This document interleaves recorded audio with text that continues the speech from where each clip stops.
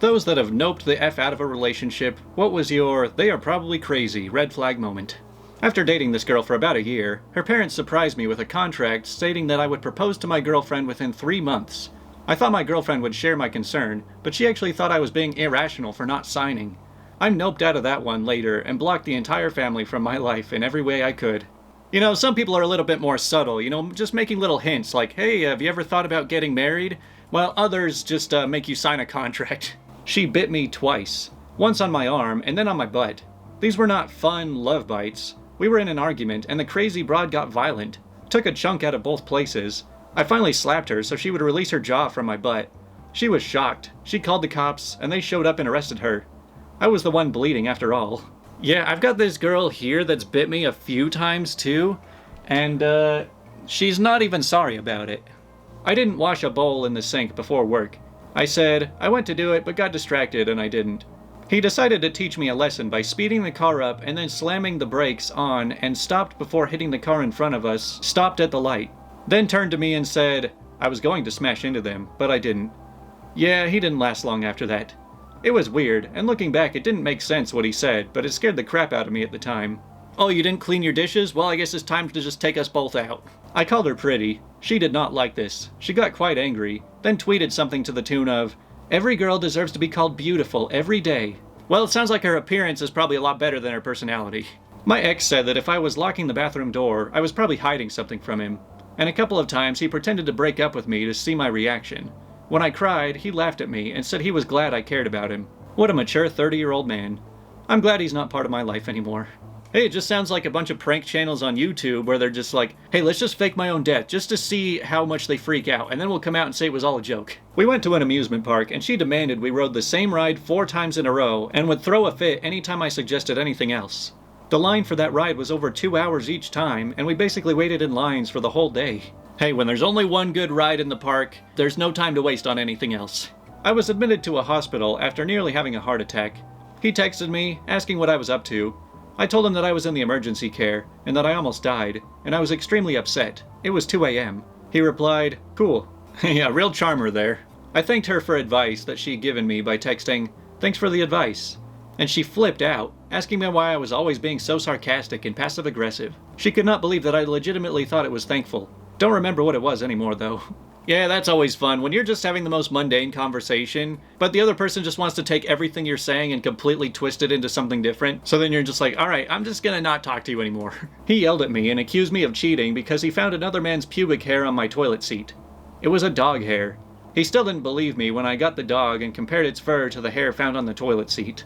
Man, it's kind of crazy just how far some people go in, like, suspecting that their partner is cheating. Like, I kind of get it. If they are doing it, then you want to know about it. But if they are innocent, then you're just making yourself look really bad. Ex of 3 years started suggesting the idea of having a threesome. We lost our virginity together, so I figured she just wanted to branch out and have some new experiences in a respectful and mutually beneficial way. Nope, she just wanted to test my loyalty, and got pissed at me for being interested in her suggestion. Oh hey, why don't we try this new thing out? Alright. No, you were supposed to say no, now we're breaking up. Not really a relationship, but a first date. I was 19 and a junior in college at the time. One of my TAs asked me out. I believe he was 3 years older than I. He picked me up at my apartment, and I let him in while I finished getting ready. He started telling me about how he could teach me so much about the world, and life in general, and how I had so much to learn, blah blah blah. Basically, he was saying I was his inferior, but he'd be happy to teach me until I was more at his level. It was really a WTF moment. Why someone would think the way to a girl's heart was to disparage her intelligence and tell her how superior you were. I showed him to the door and locked it behind him. I was seriously waiting for him to F with my final grade, but he didn't. Which is good, because I would have rained some crap down on his stupid head. See, I feel like this is kind of a result of people who watch too many of those tutorial videos on YouTube of like how to pick up women, and they follow all the ridiculous advice of like, oh, you've got to show her how much you are in charge, and you got to show just really how awesome you are, you got to demonstrate your value. And so people just run with that and it just goes horribly. I met a guy at a club. We kissed and I gave him my number. Started feeling bad as the night progressed, so I went home. Ended up really sick with gastro. The one where you finally get to sleep only to wake up, vomit, wish for death, and then pass out again. It was a 24-hour bug in total. In that time, he had left 30 missed calls and messages on my phone. I did not arrange a date with him, or call him back.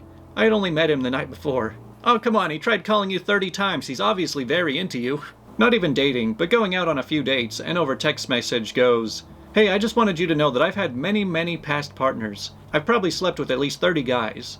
Now I don't judge, and I don't care, so I replied with, "Hey, that's cool, it doesn't bother me." She flips and goes off, "I don't give a F what you think. I wasn't asking permission from you." Well, then why did you bring it up? I don't care. I feel like somebody might be a little bit insecure. I've got a recent one. We'd only been talking for a few days, so at this point there is no commitment or anything really, beyond a confirmed mutual interest. Immediately I noticed that she was getting a bit clingy, in that she wanted to talk on the phone several times a day. So I'm already in establishing boundaries mode right off the bat. Anyway, I was walking home from the store. It had just started raining, and my phone battery was almost dead. I had just enough charge left to listen to an audiobook, but not enough for a phone call. This is when she calls me. I begin to explain that I'm walking in the rain and my battery's dead, and that I can call her when I get home. I didn't get to finish the sentence because she starts in with, "Look, if you don't want to talk to me, just say it and quit wasting my time." Oh, no, you freaking didn't just lay a guilt trip on me for being soaking wet and miserable on the side of the road with a dead battery. I shot back with, "Don't you even start that crap with me or I'll never speak to you again." She hung up, and that sealed the deal. My battery did in fact die on the way home. I log into Facebook and there's already 3 messages from her. The first one is angry, the next one is apologetic, and the third one is promising to never start drama again. I just blocked her. I checked the phone and there's a bunch of similar texts. She keeps texting for a few days after that and eventually gave up. I didn't read any of them. Word to the wise, if there are 2 ways to interpret your motives, and someone always chooses the interpretation that leads to drama, get away. There was no winning in that situation, and that's how it always goes with people like that. If you're the trusting sort like me, the tendency is to take their complaints at face value and try to make things better the next time. It will never happen. I've wasted a lot of time on people like that, and I was pretty proud of myself for finally recognizing those head games on sight and putting a stop to it immediately. Yeah, I really like what he says right there, where it's like, if there are 2 ways to interpret something that you say and they always just create drama out of everything, then just leave them. Because I look back to when I was in high school, where I just lived a 100% drama-free life. I just did my own thing. It's like, I'd play video games and I would just do whatever was fun. And I would just see so many other kids there that were just always in drama. There was always something going on. And I'm like, I wonder why this never happens to me. And then I'm like, oh yeah, because in order to be a part of drama, you have to be a dramatic person or be dealing with very dramatic people. And so whenever I'm around people like that, I'm just like, I'm just gonna avoid you now. She told me she couldn't have a baby because something was wrong with her. I thought, oh well, that sucks, but whatever. Constantly asking me about baby-related stuff and how she really wants a baby even though she told me she can't. I started to wonder what was up at this point. We went on a holiday for a month, came back and was still seeing and dating her and talking constantly, but she had blocked me on Facebook. Getting massive red flags at this point. Started acting altogether really weird, asking her what was going on and that I just wanted her to be honest. Turned out she was pregnant and is now a single mother. I think I dodged a bullet. In cases like this, you're just like, I don't even know what's going on, but I know enough to say that, let's just be done. My ex started a rumor at my college that I'm pregnant. Might as well just get knocked up since everyone already thinks I am. Then she stares at me expectantly. She wasn't joking. You know, it's actually just kind of sad that so many women, want to be mothers, but, the whole dating game is so messed up that, they can't find anyone to be with, but they still just want the baby, and I guess they're just fine being a single mom. I went and saw a movie with him, and he insisted that he hold my hand the entire time. I pulled my hand away for a minute because it was making me uncomfortable, and he immediately snatched it again and held it like it was a golden snitch during the final Quidditch match of the season. I got some very rapey vibes from him after that. Yeah, you don't want to hold hands during a whole movie. I mean, your hands get sweaty after 5 minutes, and then anything past that just gets more and more uncomfortable. Her complete inability to leave money in a checking account. She had a frightening compulsion to spend more than we had. I kept thinking that she would settle down once we had a few items in our apartment. After 6 or 7 years, I finally realized we could never dig out of the debt we had, and we broke up. I took $10,000 in credit card debt to pay off the guilt I felt for leaving her, and lived in a shack to save up money. Within a year or so, I had paid off the bills and started watching my bank account grow and grow. It became a game for me, and I still kept living like a pauper. By the time I met somebody else and proposed, I had so much money that my new wife yelled at me that I was not making interest in my checking account. She was right, but it still broke my heart to see my checking account game get reset. Oh, and we celebrated 17 years of marriage this year. She's a keeper. See, I can't imagine being with somebody that I just let have free reign of spending all of my money. Having financial responsibility is kind of a big deal when finding a partner. We were not in a relationship, thankfully, but after the first date I had a weird feeling. 2 red flags stood out. He was slightly irritated to learn that I was in my 30s, even though he was 40. As in, he was irritated I was not younger. I look much younger than I am. Not angry irritated, but you could tell he was slightly disappointed. Then when I mentioned how I used to be incredibly gullible and naive, he took quite an interest in that. Too much of an interest. So that night after I got home, I googled him, but couldn't find anything. I talked to my upstairs neighbor about him and showed her a picture.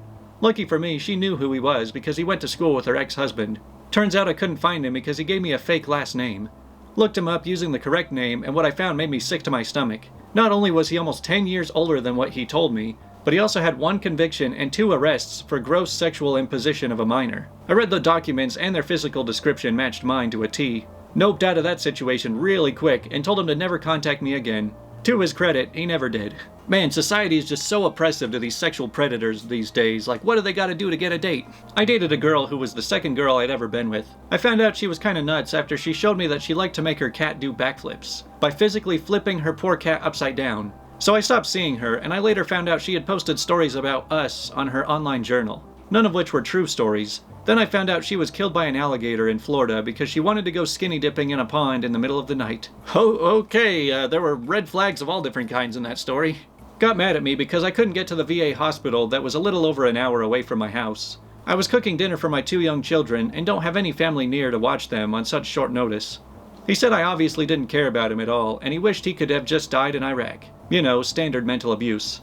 I have since found out that he is a con artist and 3-time felon who was never in the army, and ultimately wasn't in the hospital that day, just trying to get attention and knew I couldn't get to the hospital. So yeah, I'm currently working on collection information on his past to get him for stolen valor. He shouldn't have tried to mind-F someone who was raised by Marines and takes stolen valor as seriously as I do. Eat crap, D. So usually when we read these stories, it's like, yeah, this is something that happened way long ago. But it's always interesting when there's a story that's like, yeah, this is ongoing right now, and I'm in the process of getting revenge. She bit her mom's nose off in my driveway. Well, that seems like a fun place to end it, I guess. But you know, as somebody who uses dating apps kind of just casually all the time, I've gotten pretty good at just spotting red flags on profiles and just being able to tell that this is not really the person that I want to be with. I mean, 5 or 6 years ago, I was so desperate that it was just like, anytime I match with someone, please, let's just hang out. I just want to spend time with people. But after meeting a lot of people, I'm just like, maybe not everyone is worth going out with. It's kind of funny. I've become like 10 times more picky the older I get. But anyway, that's all for this week. I do have a really cool surprise coming this weekend. It'll have nothing to do with this channel, but maybe I'll show you guys on Monday. So I'll see you then.